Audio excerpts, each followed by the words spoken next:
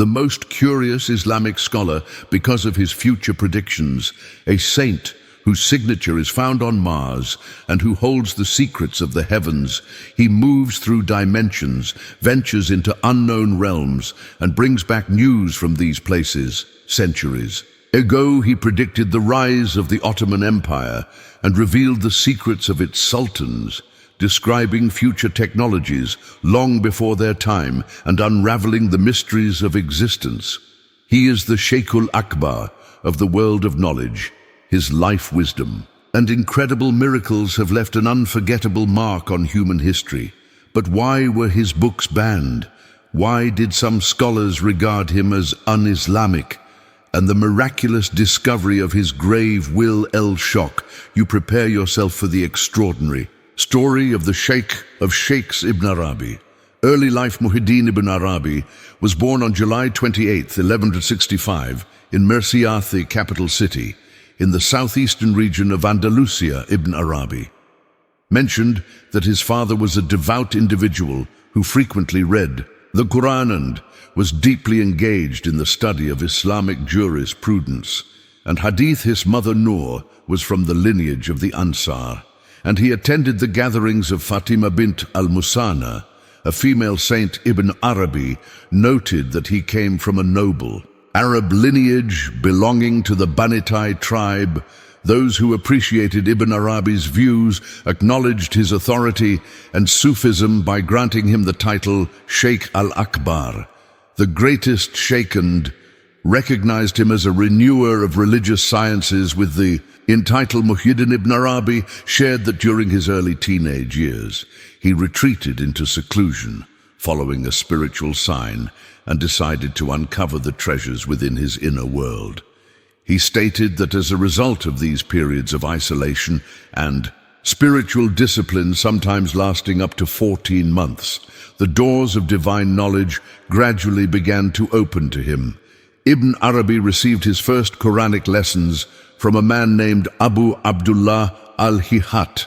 During one of his early retreats, he claimed to have had a spiritual encounter in which the Prophet Muhammad, peace be upon him, addressed him with the command, "Hold firmly to me and you will be saved." Interpreting this as a directive to study hadith both outwardly and spiritually, Ibn Arabi devoted himself to the science of hadith for an extended pilgrimage after visiting the tomb of the Prophet Muhammad, peace be upon him, in Medina. Muhyiddin Ibn Arabi continued attending study circles in Mecca and engaged in performing tawaf circumambulation in the sacred mosque. It was here that the inspiration for his monumental work, Al-Futuhat al-Makkiyah, the Meccan Revelations, began to take form. The book, which took 23 years to complete, was, according to Ibn Arabi, a record of divine knowledge revealed to him either during tawaf or while in spiritual meditation in the sacred mosque. He stated that everything he wrote in this work was first shown to him, then dictated to him through divine guidance, and finally transcribed onto paper. After staying in Mecca for approximately 2.5 years, Ibn Arabi joined a pilgrimage caravan to Baghdad. He stayed there for 12 days before traveling to Mosul, where he studied under many scholars. Ibn Arabi mentioned that one of these individuals, who lived in a garden near a place called Mukla outside Mosul, had received a cloak from Qibla following a divine sign. This individual later passed the same cloak to Ibn Arabi. In the same location, Ibn Arabi stayed in Mosul for about a year, during which he authored Edden Zulhatul Mersilia work focused on the secrets of worship after his travels to Aleppo. And Sayavus Ibn Arabi settled in Malaysia in 1218, 6 and 15. When his friend Makhluddin Ishaq passed away, Ibn Arabi married his widow, following her late husband's will. His son Sahadeddin Muhammad was born in Malaysia, while in Sivas, Ibn Arabi had a dream in which he saw Sultan Kikavos declaring jihad against the Franks in Antioch and laying siege to the city, ultimately emerging victorious. He conveyed this vision to the Sultan through a poem sent from Malaysia after moving to Damascus. Ibn Arabi reported a divine vision, Mubashiratin, which the Prophet Muhammad, peace be upon him, appeared to him with a book in hand, saying, "This is a book showing the nests of wisdom. Take it and explain it to those who will benefit, inspired by this vision." Ibn Arabi authored Fusus al-Hikam in 1230. In Damascus, Ibn Arabi lived for a time along the Malatya-Konya axis, key regions of the Seljuk Empire. He resided in Malatya for nearly 4 years, and in Konya for a similar duration. During his time in these areas, he organized gatherings of knowledge and spirituality, accepting disciples he deemed spiritually gifted. He also offered counsel to the Seljuk sultans. Ibn Arabi was a prolific writer, mentioning the titles of 248 books. In Al-Filistini, categorized his works into 3 groups: those he entrusted to others, those in public circulation, and those in his possession, but yet to be revealed, awaiting divine permission for disclosure. Out of these, 98 have survived to the present day. Ibn Arabi once fell from a horse and broke his leg. When his students rushed to assist him, he calmly said, "Do not panic. Yesterday, while reciting Al-Fatiha, I saw myself falling from the horse and breaking my leg. Fire one day, an atheist philosopher attended a gathering of Ibn Arabi. The philosopher denied the miracles of the Prophet's peace be upon them and attempted to explain everything through philosophy. It was a cold winter day, and there was a large brazier with burning fire in the middle of the room. The philosopher mocked the belief that Prophet Ibrahim, peace be upon him, was thrown into fire without being burned, saying, "Ignorant people think that Prophet Ibrahim was thrown into fire and didn't burn. How can this be possible? Fire burns and scorches because it inherently has the property to burn." In response, Ibn Arabi recited the verse from Surah Al-Anbiya, where said, "O fire, be cool and safe for Ibrahim." He then picked up the brazier, poured its contents onto the philosopher's garment, and stirred the fire with his hand. The philosopher stood frozen in shock as he watched the fire neither burn Ibn Arabi's hand nor his garment. After returning the fire to the brazier, Ibn Arabi told the philosopher, "Come closer and put your hands into the fires." Soon as the philosopher extended his hands, he felt its scorching heat and immediately withdrew them. Ibn Arabi then explained, whether fire burns or not depends on the will of Allah. Overwhelmed by what he had witnessed, the atheist philosopher recited the testimony of faith, Kalima Shahada, and embraced Islamoni. Day, Ibn Arabi climbed a mountain top and shouted loudly, "What you worship is beneath my feet." Scholars of the time misunderstood this statement, accusing him of blasphemy by interpreting his words as claiming Allah is beneath my feet. Consequently, they declared him an unbeliever and sentenced him to death. Even his burial site was hidden. Instead of a specific grave, he was buried in an unmarked location on a mountain. However, Ibn Arabi once said, "When the S meets the SH, my grave and its purpose will become clear." Many years passed, and during the Ottoman era, Sultan Selim I conquered Damascus. It was during this period that the mystery of Ibn Arabi's grave began to unfold. The local people, having heard of the events surrounding Ibn Arabi, began searching for his grave. Despite extensive inquiries, no one could determine its location. Eventually, a shepherd said, "I do not know where his grave is, but there is a place over there where no sheep graze and no animal steps. The grass there grows on its own, and when the time comes, it withers and dries without being touched." Upon hearing this, Sultan Salem, I concluded that the site must be Ibn Arabi's grave. He ordered the area to be excavated, and when they dug, they found Ibn Arabi's body intact. A beautiful tomb was then constructed at the site. Sultan Selim also asked why Ibn Arabi had been executed. The locals replied that it was because he had said, "What you worship is beneath my feet." Curious about where Ibn Arabi had made this statement, Sultan Selim investigated and located the spode, ordered the area to be dug up, and they discovered a pot Of gold, Sultan Selim remarked, "Did the Prophet not say, 'Your religion, your wealth, your direction of prayer, and your women are your objects of devotion'?" Ibn Arabi was referring to this when he said, "What you worship is beneath my feet." They meant there, "Is gold beneath my feet?" But people at the time misunderstood him and wrongfully executed him. Thus, two of Ibn Arabi's miracles were revealed simultaneously, his indication of the location of the gold and Sultan Selim's enlightenment of the truth surrounding. The incident when the Ottoman Sultan Selim I arrived in Damascus, he understood the meaning of Ibn Arabi's prophecy. When the S meets the Shash, Ibn Arabi's grave, and its meaning will be revealed. Here the S referred to Selim, and the S referred to Sham, Damascus places in Futuhat al-Makkiyah, Volume 1. Chapter 8. Ibn Arabi describes his journeys through the universe with divine permission, traversing realms through Tai al-Makan, folding of space in the places he visited, including Mars he left. Greetings and marks as signs for future generations, while some of these locations remain undiscovered. Ibn Arabi referred to all the places he visited as the land of truth. Ibn Arabi, who had an exceptional education in both religious and scientific fields, even described the working principles of the telegraph centuries before its invention. His foresight was so profound that even Edison reportedly referred to him as "my master" in his book Shajarat al-Numaniya, Fidolat al-Uthmaniyat, the tree of Numan, regarding the Ottoman state, written 70 years before the establishment of the Ottoman Empire. Ibn Arabi provided mysterious indications of its emergence and future greatness.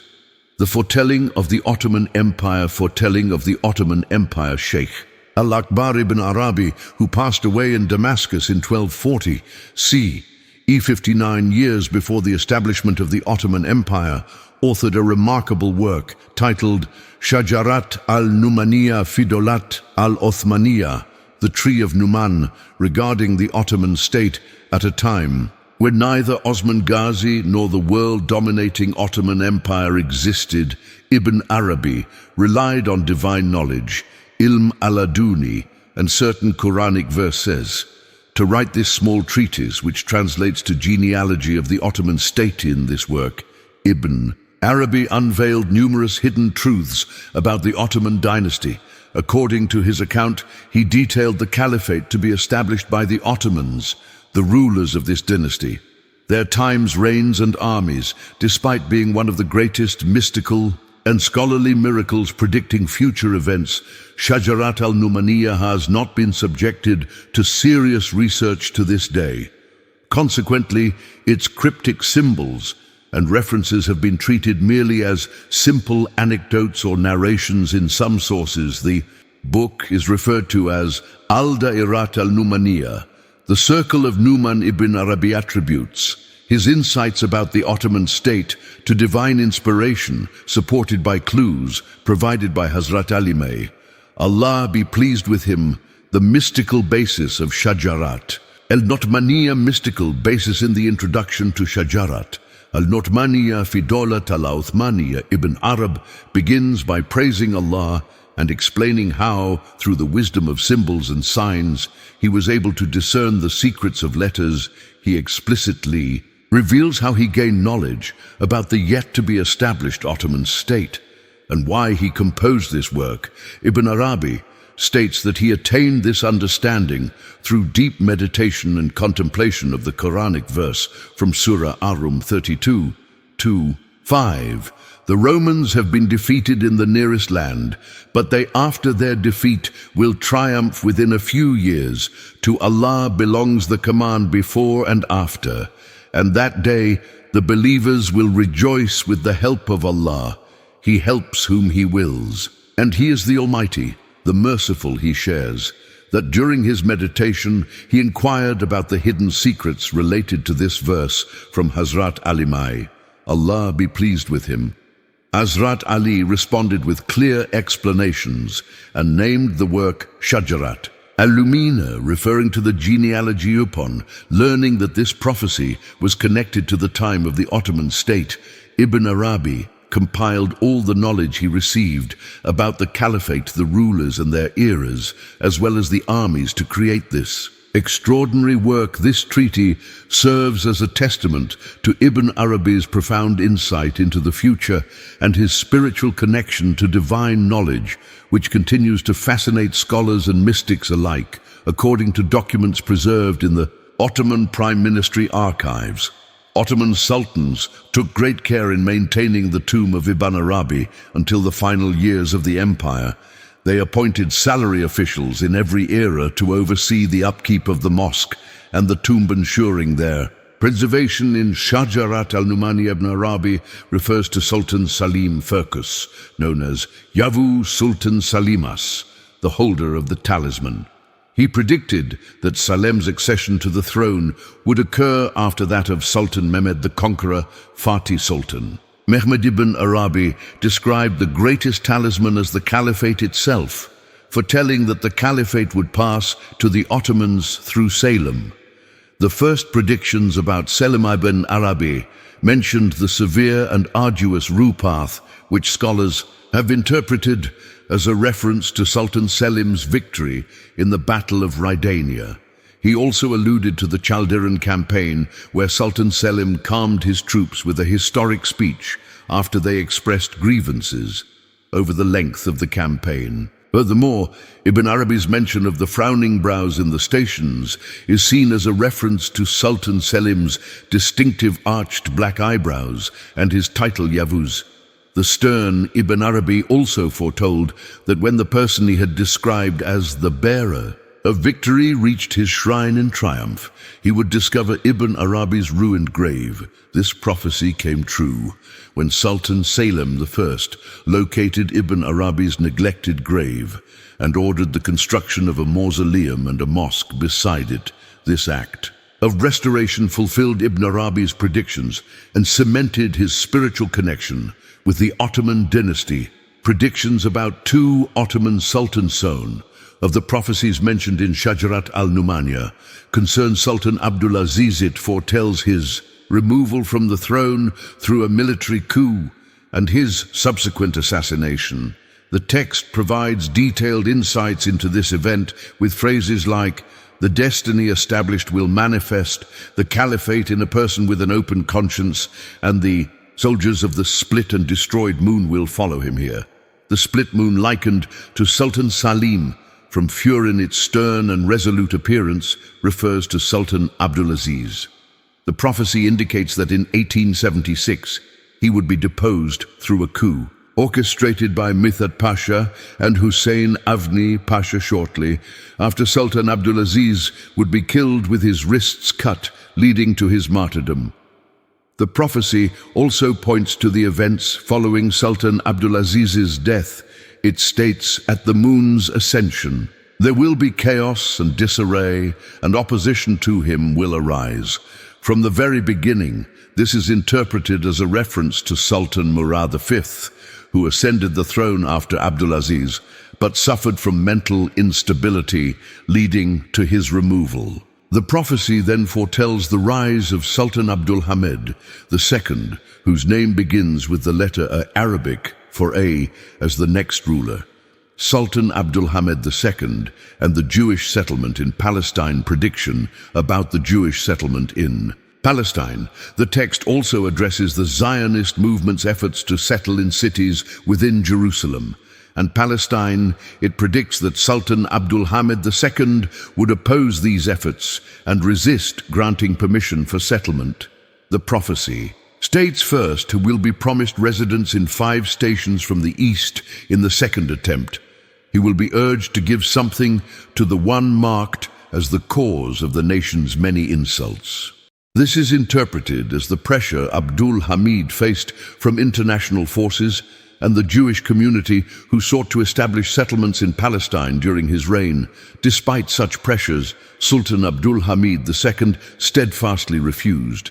These demands, aligning with the prophecy's depiction of his resistance, Ibn Arabi's prediction about the fall of the Ottoman Empire, prediction about the fall of the Ottoman Empire in Shajarat. Al-Numaniya Ibn Arabi indicated that the last ruler of the Ottoman Empire, referred to as the last Mim in his cryptic language, would be Sultan Mehmed VI.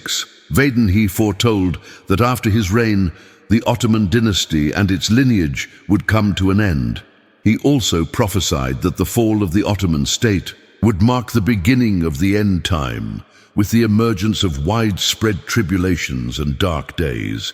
Ibn Arabi concluded his mysterious and enigmatic book with the following statement: "After this, a great tribulation will arise, lands will be conquered, and servants will turn towards a new world filled with emptiness and desires. The rulers of nations will change hands, and loyalty to the one initially signaled will become difficult upon the return to the second. The stance recorded in the beginning will be openly opposed qualities. Deserving condemnation will be validated, and its rule will align with the imagined notion of the hour emerging at the end of time." The aftermath of the Ottoman Empire, according to Ibn Arabi, the aftermath of the Ottoman Empire. After the fall of the Ottoman Empire, humanity would face a period of chaos and instability. He predicted that Rum, interpreted as the Western powers, would unite the East and the West under their rule. Following this, a significant figure would emerge between the Kaaba and the well of Zamzam, referred to cryptically as the Subtle One, who would be acknowledged and pledge allegiance. This figure is associated with the awaited Mehdi, whom Ibn Arabi describes as the last Mimi. Foretells that after a period of oppression and corruption, the promised Mehdi will bring justice and establish peace, reviving the earth with fairness and the light of Islam. The connection between the first and last Imam Ibn Arabi connects this prophecy to the first Mim, referring to Prophet Muhammad, peace be upon him, whose light and guidance initially spread Islam across the world. The last Mim, referring to Mehdi, is destined to restore justice and spread the light of Islam once again, purifying the earth from tyranny and evil. From this prophecy, it is understood that although the fall of the Ottoman Empire would usher in an era of turmoil and trials, Allah's plan includes sending the Mehdi to re-establish justice and spread Islam's light and truth, bringing peace to the world. Once more, after delivering this great glad tidings, Ibn Arabi concluded his enigmatic work on the genealogy of the Ottoman dynasty, Shajarat al-Umanija, with the words, "The secrets I have described here in hidden symbols are," completed with praise to Allah. Munachim Bashi Ahmed Daddy remarked that Ibn Arabi had foreseen the Ottoman Empire's grandeur, and that its glory would last until the end of time. Ibn Arabi is recognized as a great Islamic scholar and mystic, but Usaman Zednusi referred to him as a miracle of Islamic knowledge. According to Nusi, Ibn Arabi was on the right path and a person of sound faith. However, he noted that not all of Ibn Arabi's writings serve as guidance or reveal ultimate truths. Sayyid Nursi observed that Ibn Arabi sometimes went beyond the limits of Islamic principles, deviating from the framework of Ahlal Sunnah wal Jama'ah.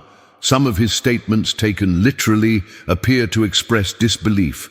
However, Nursi emphasized that Ibn Arabi himself was free of disbelief and deviation, as faith lies in the person's heart, not merely in their words. Sayyid Nursi quoted a statement from Ibn Arabi to clarify how one should approach his works. "Whoever is not from us and does not understand our position will be harmed by reading our books." Nursi explained that reading Ibn Arabi's books, particularly those discussing Wahdat al-Wujude, the unity of existence, can be harmful in this era.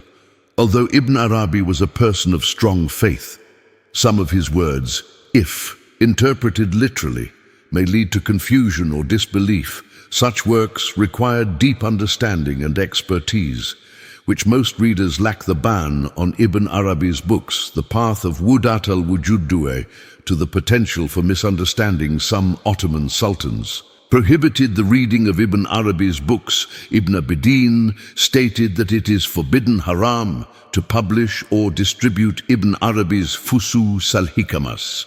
It contains topics that appear to necessitate disbelief. He attributed this to interpolations and additions made to the book by opponents of Islam who sought to distort its message. The path of Wahdat al-Wujud, which Ibn Arabi pioneered, remains a significant concept in Sufism but is best approached with caution and profound knowledge. As such, his works are better suited for scholars and specialists in the field rather than the general public. Those who follow this path assert that there is no existence other than Allah, for example. If such a person were to look at a table, they would not perceive the table itself and would say, no, there is no table. There is only Allah. Only Allah exists there.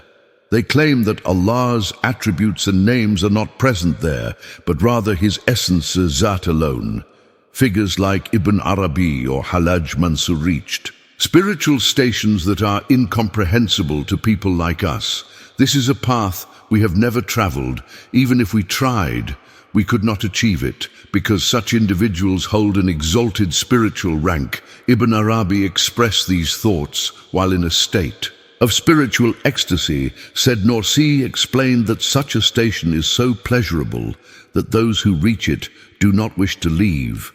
From that level, Ibn Arabi faced no issues in his faith by Allah's permission. However, he warned, "Let no one who does not belong to us read my work." She spoke from a rank where he had transcended the material world, declaring that nothing exists apart from Allah. If someone overly attached to causes sabepla were to make such a claim, they might attribute divinity to those causes, thereby harming their faith. The dangers of Wahdat al-Wujud, advice for the soul. For this reason, the path of Wahdat al-Wujud, the unity of existence, is dangerous and should be avoided. It is a risky, narrow, and specialized path, yet it holds a significant place in history for its allure and uniqueness. Its appeal, grounded in unity, has captured the attention of many, though few have successfully navigated it. Ibn Arabi was one of the most prominent mystics fully devoted to the Wahdat al-Wujud school, with his fame spreading across the Islamic world and even into Europe. He passed away in 1240. See, advice for the soul. Drowning is the domain of Satan. Whatever state you are in, seek refuge in Allah. Feelings, thoughts, imaginations, and voices cannot harm. You free yourself from negative thoughts and obsessions through these teachings and prayers. If you feel alone in this vast world, this channel is for you. This video needs your support to reach others like you before it gets lost in the vast ocean of YouTube. Every subscription helps us reach one more broken heart. Don't forget to like, subscribe, and leave a comment.